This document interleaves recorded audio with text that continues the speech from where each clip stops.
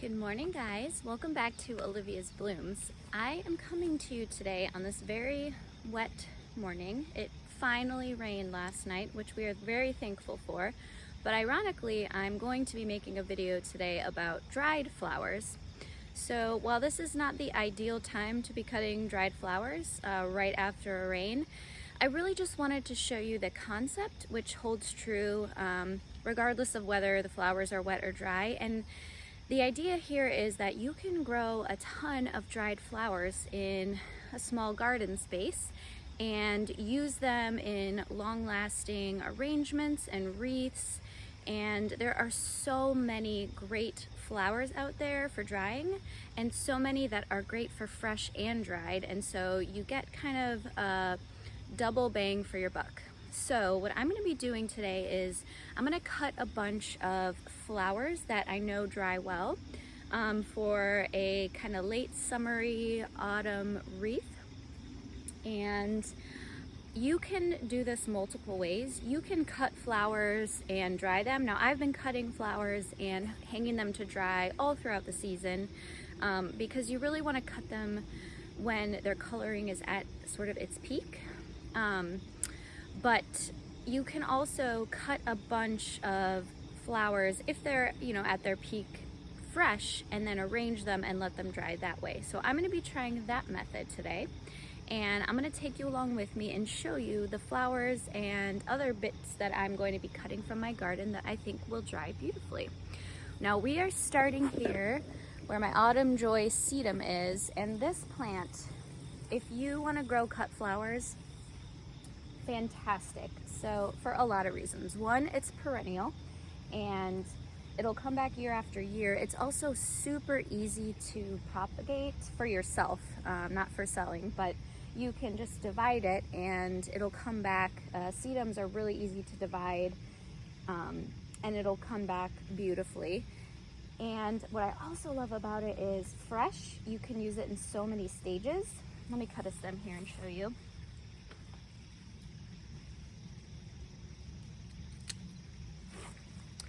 So before the plant blooms, the stems themselves and this foliage, it's almost like succulent, is beautiful in arrangements. It's gorgeous at this stage when it's just sort of blushing out right before it blooms. And then when it blooms, it also is beautiful in arrangements. It lasts a long time fresh. It's great for drying, and it also provides a lot of winter interest for the garden because, again, these dry really well even on the plant. So I'm going to cut several of these, and let me show you my supplies today. It's so easy. I have a bucket. It's a dry bucket. There's no water in it, and my snips. And I'll just be bunching stuff in here and bringing it inside. So you do want to strip the plant all the way because for the most part leaves don't typically dry very beautifully. So I'm going to strip these stems all the way down. Shake off some of the water here, but ideally you'll be doing this when it's a little drier for yourself, and throw it in the bucket, and it's that easy. So let's grab some sedum.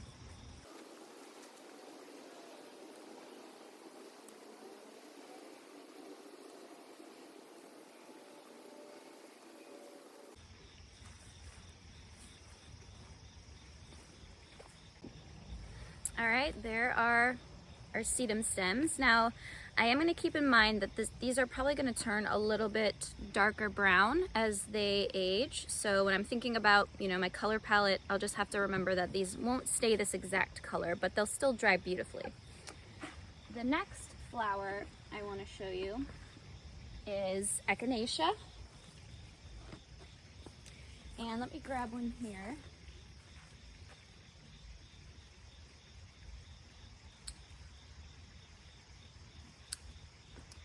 So echinacea is a great flower for drying in terms of these seed heads. Now, I do think this is variety specific. So I have a few varieties of echinacea in my garden. I don't know that any of them are particularly great for drying. I haven't tried drying these specific varieties before, but I'm gonna try this year. But the very just common purple cone echinacea is great for drying. And what you want to do is you actually want to grab it when the blooms are kind of done, because what you're going to do is pull off the petals, and it's just easier to do when the blooms are on their way out. And what you're left with is this gorgeous, iridescent, interesting, I think, ball. Now, you don't want to wait too long, because this is, I mean, you might want to use this, I guess, if this appeals to you, this black color, but this has almost gone to seed, and so I don't know how well it's going to hold up dried. So you want to really catch it at this stage. And again, this is the white swan variety, but the purple common echinacea has just gigantic, I think they're so cool, seed heads. And in my old garden, I had a lot of those, and I would just cut the seed heads all the time. So echinacea, we'll grab a few of these. I don't have a ton, but I'm gonna grab a few.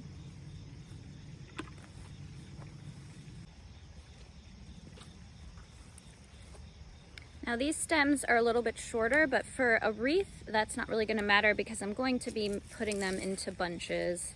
And again, you just wanna strip the stem. Now, a great thing about echinacea, like sedum, is it is perennial, at least in many areas. And so another just super low maintenance, easy cut flower that gives you multiple uses.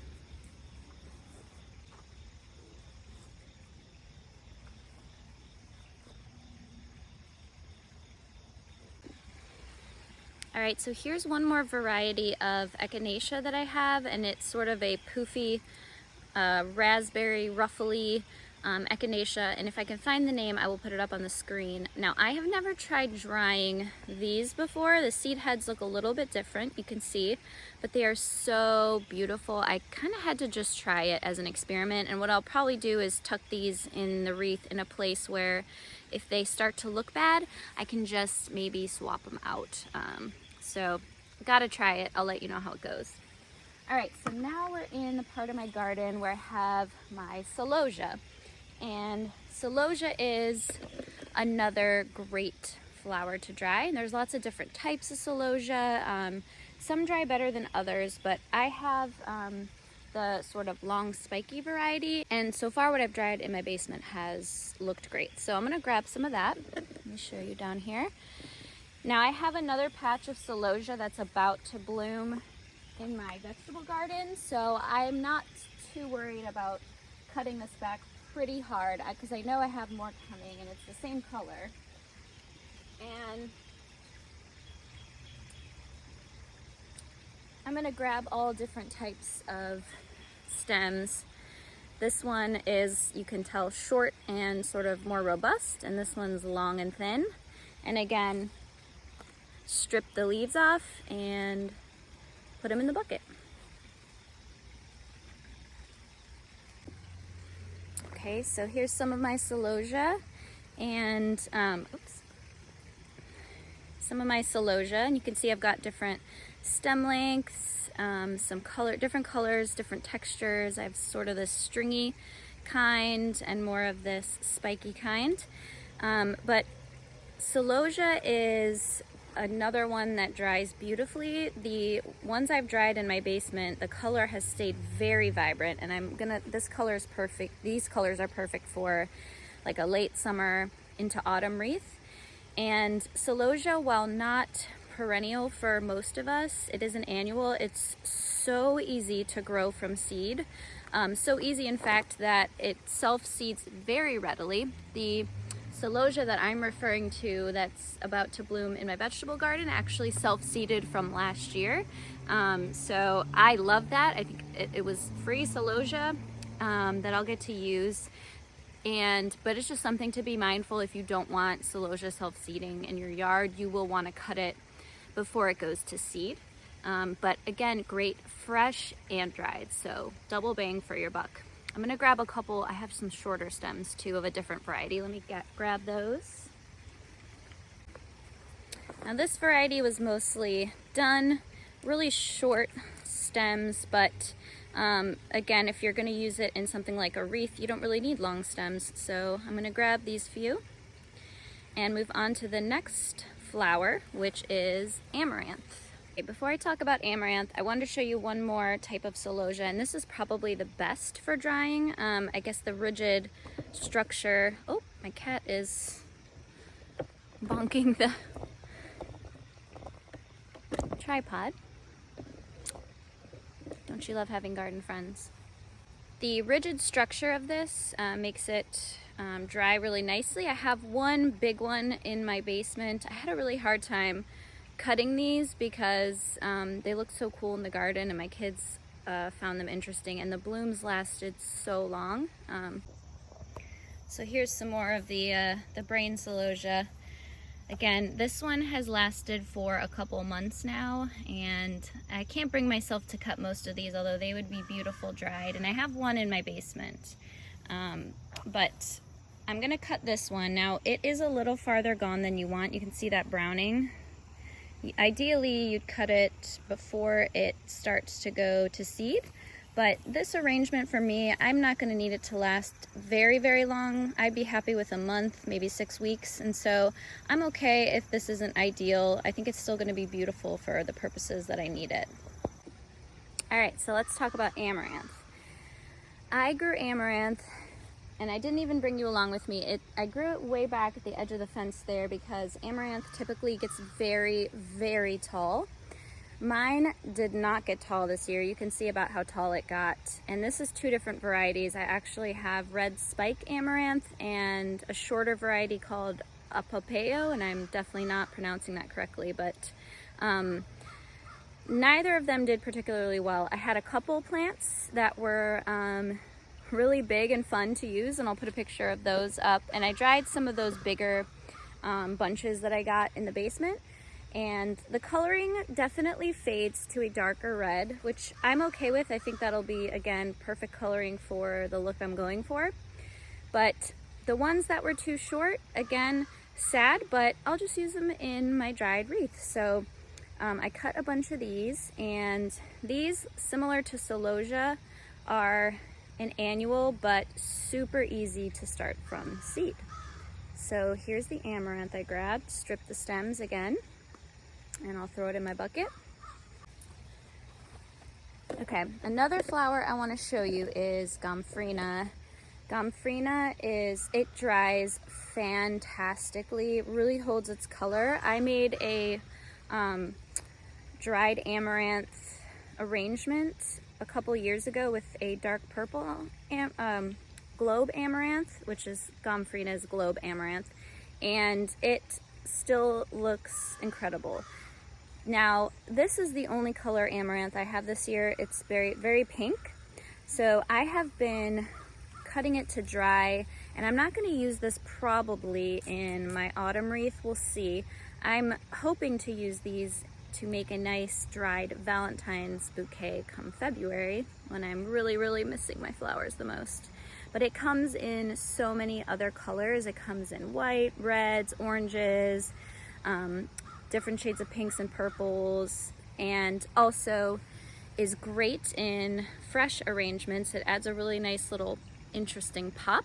So easy to grow from seed as well. So another one I definitely recommend if you want to try doing dried in addition to fresh. Here we are in my vegetable garden, and if you watched one of my earlier videos, you might remember that I sowed some green dragon cress in here, specifically for cut flower filler. Now, I planted it in the fall because I want this to grow nice and big in the spring, so I have greenery next spring. But I mentioned in my video that I had tried as an experiment sowing some earlier in the summer to see how it would do kind of in the heat of my summer. It did not do well. It's very short, but cress is another great dried filler. If you catch it at the right time, it almost turns like a silvery color when it dries. I've got a few short stems that I will use in my wreath, so it wasn't a total loss. And I'm gonna cut these as low as I can.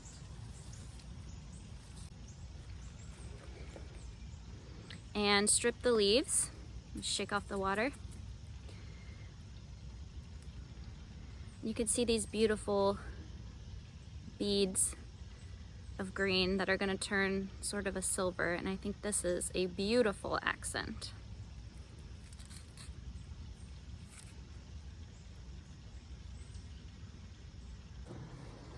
All right, we are still in my vegetable garden, and these very sad looking plants are my straw flowers.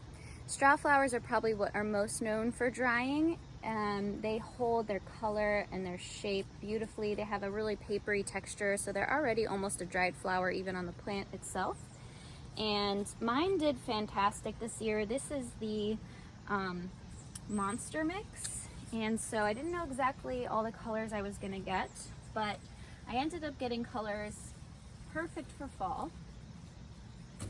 I've already cut a ton of these. So because it's rained and it's early morning, these are closed up, but a lot of them are probably going to open as they dry. And so what you get is sort of a variety of shapes in addition to colors. Some of them will stay tighter, sort of this ball. Some of them will open up and have, you can see, like a nice fluffy center. And I'll show you some of those if I have them, because I've dried a bunch of these already. And I have yellow. I have this reddish, dark red color, and I've got some orange, some pink, and some white as well. I think I have an orange right here.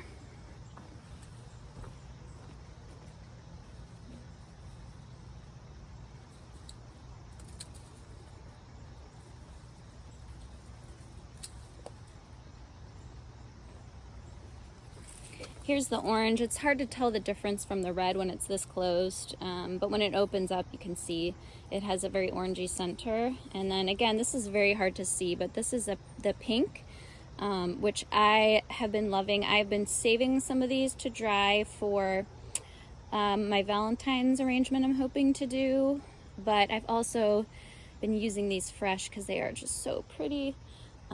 So I might dry a couple of these, but mostly I'm going to be focusing on the autumnal colors for my wreath.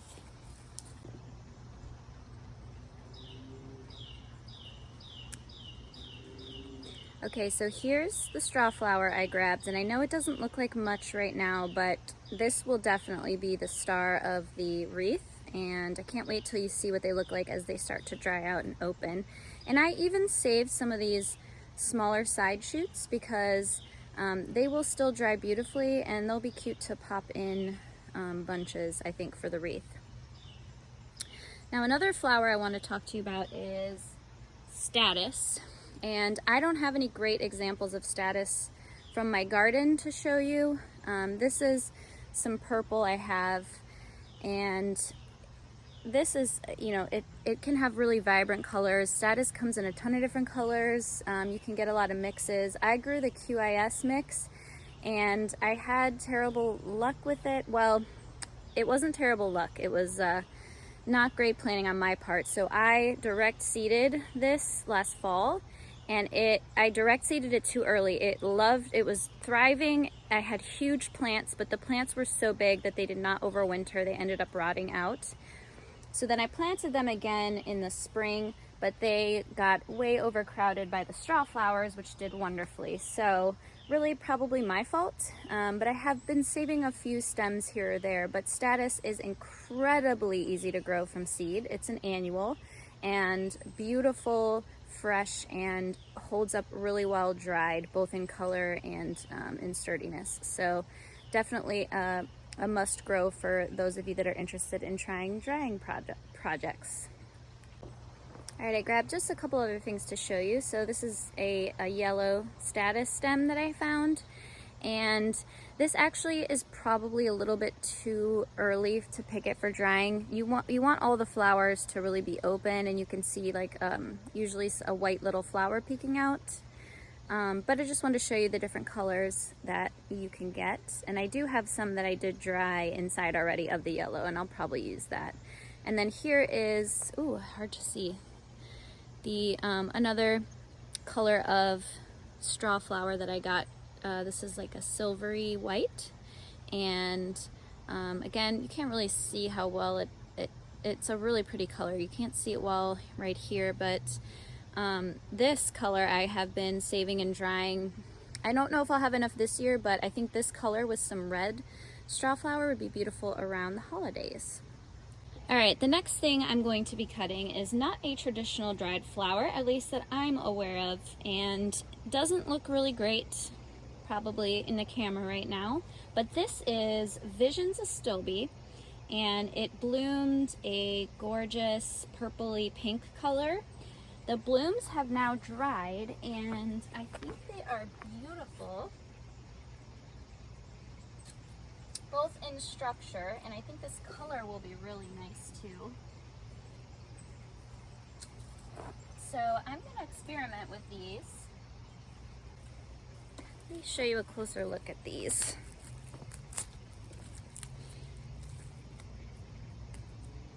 So I think their color is really pretty. It's like an olive green, brownish color. They feel pretty dry and they're very sturdy. Now they might be a little bit tough to work with in a bouquet. We'll see. In a wreath. I've never tried using these before, but I mean, I love that, and I think that goes beautifully with what I'm envisioning for the color palette. So Astilbe is a perennial that loves shade, very easy to grow, and it can be harder to find cut flowers that grow in shade.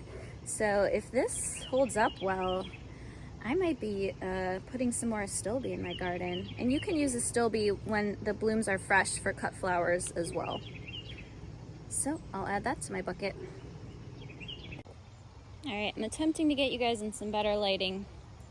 The next thing that I grabbed from my garden, and this is probably not the best example, but herbs are great in dried wreaths.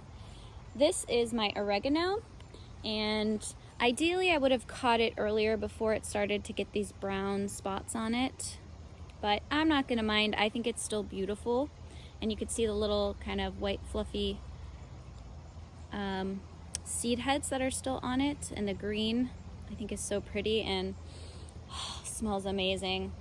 And I have tons of sage as well, which also dries very pretty. I didn't cut too much of it because I'm about to do tons of fall cooking and I'm going to be using lots of this herb, but I did have enough to grab a few sprigs for some bundles. Again, smells wonderful. And whatever you strip off the bottom too, you can use for culinary purposes. So herbs, these are both, I believe, perennial in my area, so easy to grow and multiple uses. So these are definitely going in my wreath. Next on my list of things I'm going to grab is lavender. Now my lavender is way past ideally when you would want to cut it. These seed heads are very aged, dark brown. Ideally you want to cut them when they're purple and they're just flowering. What I'm actually going to do is cut some of these stems down here, and I'm not going to cut too much. I would have preferred to cut the blooms, but I just want a little of that silvery color and the scent. So I'm going to grab a couple of these stems. Lavender is a perennial in a lot of areas, but we struggle with it here because it's this is a Mediterranean plant, and so it prefers to have drier conditions, and we tend to have very wet winters here in Charlottesville, in my zone. So this plant, though, in particular, has done really well. Lavender can be tricky to start from seed, but again, it's one of those plants that if you have it, you can use it fresh, you can use it dried, and just brings a lovely aroma to any bouquet. So I'm gonna grab a couple of these stems. All right, I only grabbed a very few number of stems off the lavender. One, because that's my only lavender plant I have that survived so far, and two, it has a really nice shape, so I didn't want to cut too far deep into it. So we'll have a little bit of lavender, but you certainly, if you have a lot of lavender plants and catch it at the right time, can do big bunches of lavender. People make wreaths out of just lavender too, which probably smells incredible. Okay, the next thing I'm trying is a little bit of an experiment. This is my red twig dogwood, and it has these really cool red stems. And the reason I'm growing this actually is to use these red stems in holiday arrangements. But this is a very young plant too. But what I'm gonna try, and I've never done this before, is just grabbing a couple of these smaller branches to throw into my autumn wreath. I just think that'd be really cool structure. So they probably will shrink down a little bit as they dry, but I grabbed a few, and I think this will be really fun if it holds up its shape. All right, so I just trimmed off the leaves and then cut the tops into sort of an angle so they looked nice. And this doesn't look like much, but I think it'll add a really nice little bit of interest to the wreath. The next thing I'm gonna grab is right here. It's something else I've never tried, but I've heard dries really well, and that is my corn tassels. This is the corn that I grew. It was a really easy 60-day sweet corn. I didn't harvest it in a video because it got really decimated by cutworms. I still managed to grab a few cobs, but they looked pretty sad. But I'll be using these in my wreath, so I think this will be cool. Let's grab a few of these.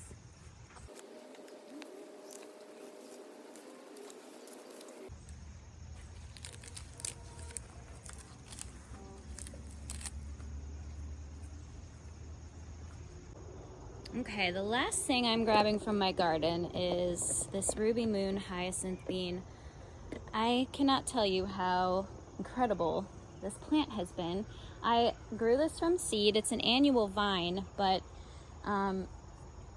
one plant took over my deck. I'll have to show you that. This here is 2 plants, and I'll tip you up so you can see. And I have used these pretty purple flowers in cut flower arrangements. Very, very pretty. I don't know how these would dry. Maybe I'll experiment with a couple, but what I'm really here to grab that I think will look pretty dried, but I've never tried it before, are the actual bean pods. And I think these will be so neat in my wreath. So I'm just pulling off the blooms here. I gotta shake off the water. Look at that purple color. I think that would be so cool in an autumn wreath. I'm probably gonna snip off some of these ends here that I don't need. And I just have tons of these, so I'm gonna grab a lot. This might even be the focal point of my wreath. So let's grab a bunch of these.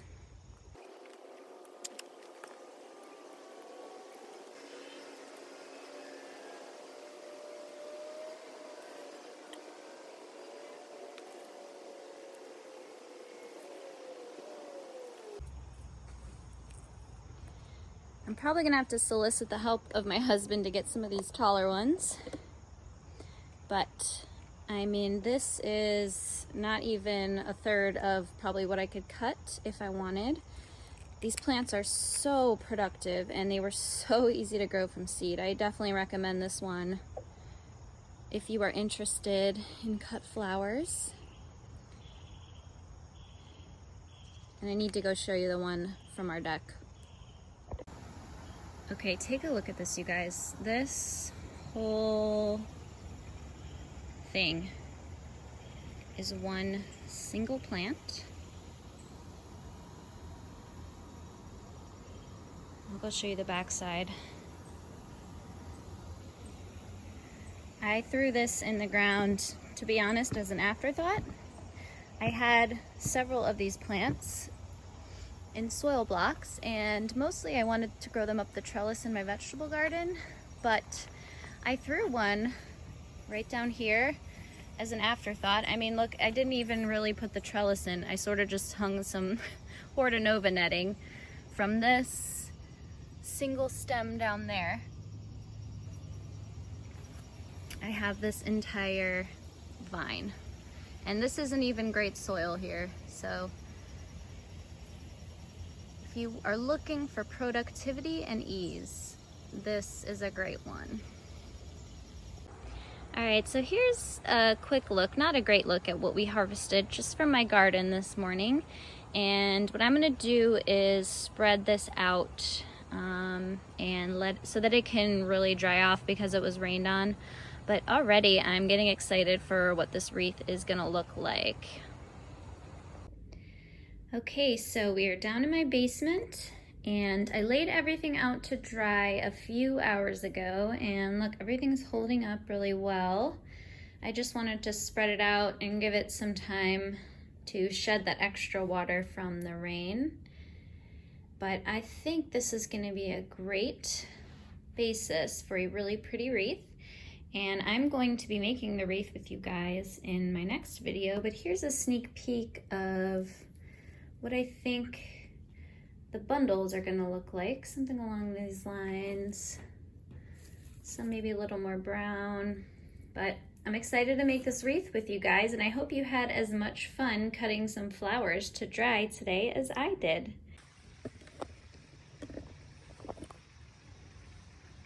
Okay, I probably should turn this off before we keep going. Hi, Cheese. Okay, starting over. Welcome to Olivia's Blooms.